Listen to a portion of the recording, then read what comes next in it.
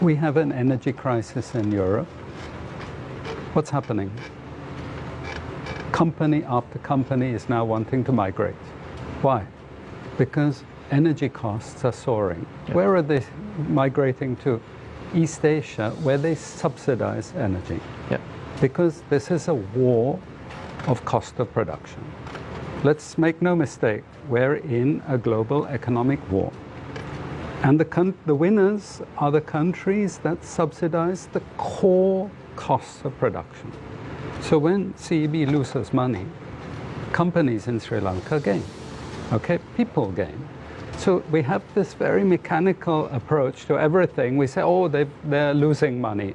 Actually, a lot of companies in China, in Vietnam, in East Asia, they're all losing money. Look at the transport companies. But critical thing is this is a huge subsidy to the cost of production, which makes them highly competitive. Look at BASF, BASF. They said they're migrating from Germany. This is one of the largest German companies to China. Why? Energy costs. And why is it that with all these oil prices rising and energy prices rising, look at the energy prices in East Asia.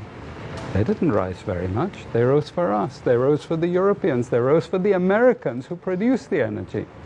But what did the East Asians think? Costs, competitiveness. This is where we get it wrong. We don't understand that when you privatize, you mentioned the SOEs. I'm 100% with you.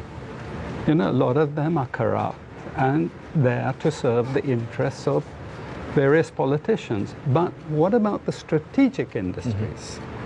This is crucial. I'll just give you an example. You see, this obsession with privatization is now being reversed in Europe, now. As we speak, the Europeans are now rethinking all the privatizations. UK has gone too far.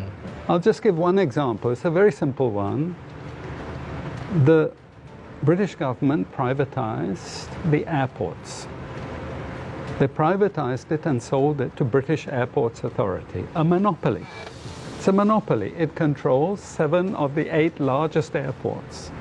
What did they do? They didn't have to reinvest. They're a monopoly. You see, they sold it to a private monopoly. They said, thank you very much. We'll charge whatever we want to charge. We don't have to reinvest in anything. The Daily Telegraph, which is a conservative newspaper who was very pro the privatization, admitted in a study that the average business traveler loses 45 minutes per journey because of the inefficiency of the airports. We have to rethink what we have done. How can you rethink what you have done? It's going to cost the British taxpayer a huge amount of money. Look at British Railway, same problem. You know, you are not thinking properly because there are a lot of short-term profits to be made for a lot of people. But they don't think about what is it going to do to the cost structure of the society. This is the problem. The East Asians, they're much smarter. They understand competition. They understand what this fundamental battle is about. And that's how they manage to keep these costs so low. They're the winners now. You can see this. When I was recently teaching in Vietnam, the managing director of the business school was complaining bitterly to me. He said, every day I have at least 2 different groups coming from Europe to see me, asking me about the environment in Vietnam for investment, etc., etc. They're running away from Europe. Why are they running away from Europe? Because Europe can't keep energy prices down. Now we are thinking of privatizing our energy, selling it to India. You think they're going to subsidize energy in Sri Lanka? Think again, they're not going to do that.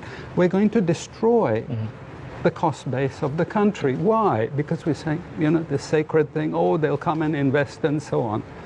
This is a nonsense argument. This is absolutely simpleton argument. These are people who don't understand the very basics of the success of the East Asians. They understand capitalism better than anyone else. They're obsessed with competition. They're obsessed with competition. China does not have one company like Apple dominating the entire smartphone industry. China has 5 giant smartphone companies, 4 of which were deliberately set up to fight against Huawei. Deliberately. Because they want competition, driving down the costs, improving the technology, etc. But when it comes to strategic industries, then they want those industries to make sure the costs for the whole society are low. This is the point that is being made.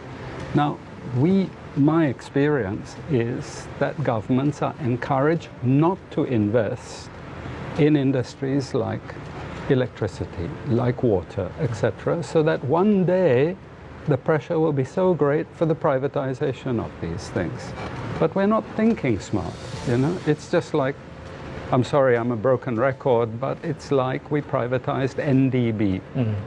Where is our cheap cost of funds now? You think the Chinese and the Vietnamese and all the other successful countries are going to privatize that laid the golden egg? They don't do that. They want to make sure that their cost base is as low as they can possibly make it. That's why, for me, it's a very simple thing about privatization. Never create a private monopoly. Never. And never sell it to foreigners. Never, ever do that, because they don't have any responsibility in your country. Where you can sell bits, let's say telecom, let's say the mobile phone sector, why not? Why not privatize it? You can make it competitive. There's dialogue, there's all these other, and we want competition because that drives technology change. It reduces costs. But where you can't guarantee competition, you never do that.